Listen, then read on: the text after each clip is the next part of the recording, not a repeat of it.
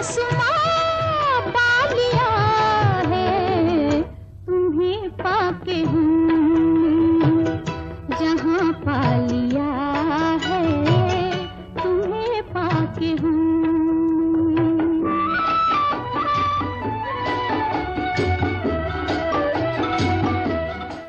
ओम शांति, ओम शांति। आज की तारीख है 10/9/11 और आज की ज्ञान मुरली का हेडिंग है, हम बच्चों को कान में इशारा देने वाले या कान में चुपके से कुछ कहने वाले, क्योंकि जब कोई सावधानी की बात होती है और यदि हमारी अपनी व्यक्तिगत कोई उन्नति की बात होती है तो माँ बाप भी कान में बताते हैं या अकेले में बैठ कर के बताते हैं।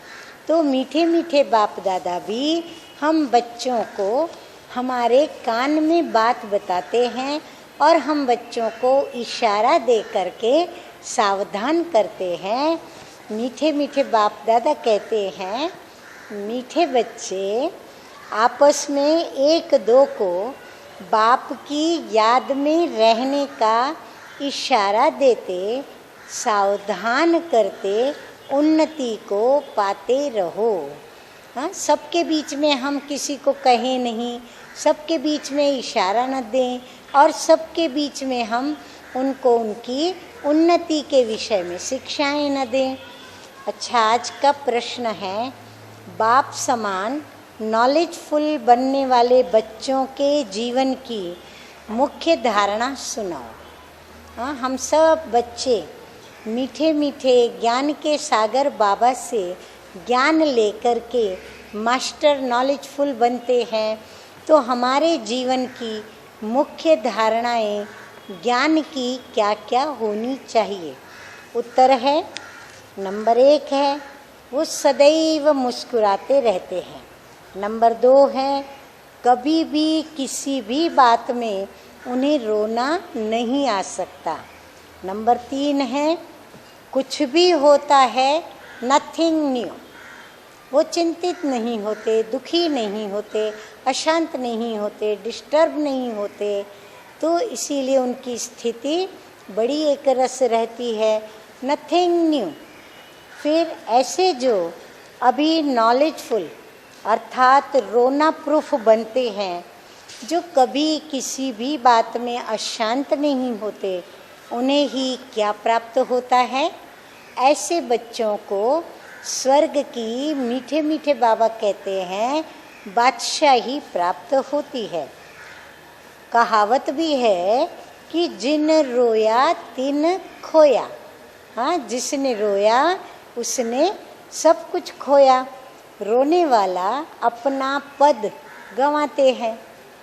अच्छा, गीत भी बहुत प्यारा जो हमारे मीठे मीठे ब्रह्मा बाबा का प्रिय गीत है, तुम्हें पाके हमने जहाँ पा लिया है, तुम्हें पाके हमने जहाँ पा लिया है, जमी तो जमी आसमां पा लिया है, तुम्हें पाके हमने।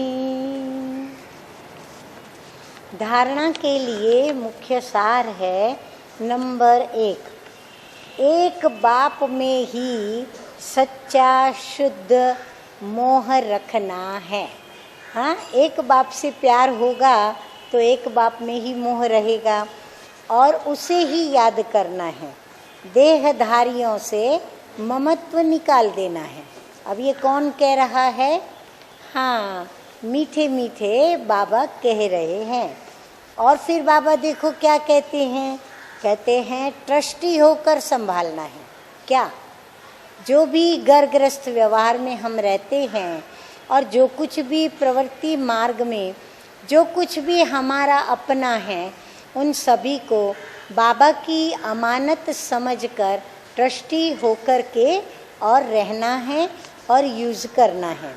नंबर 2 है विकर्मा जीत बनना है, इसलिए कर्मेंद्रियों से कोई भी विकर्म न हो, इसका बहुत बहुत ध्यान रखना है।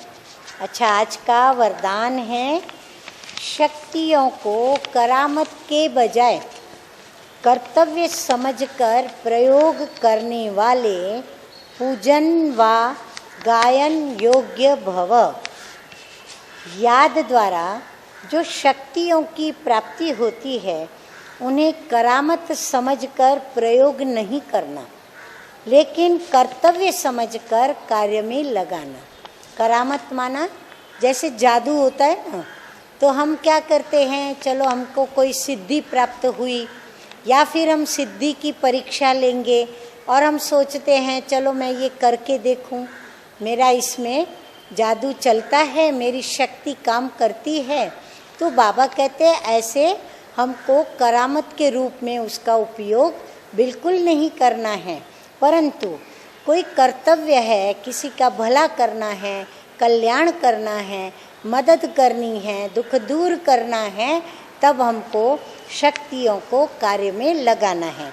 उन मनुष्यों के पास रिद्धि सिद्धि की करामत होती है, लेकिन आपके पास है श्रीमत। श्रीमत से शक्तियाँ जरूर आती हैं, इसीलिए संकल्प से कर्तव्य सिद्ध होते हैं।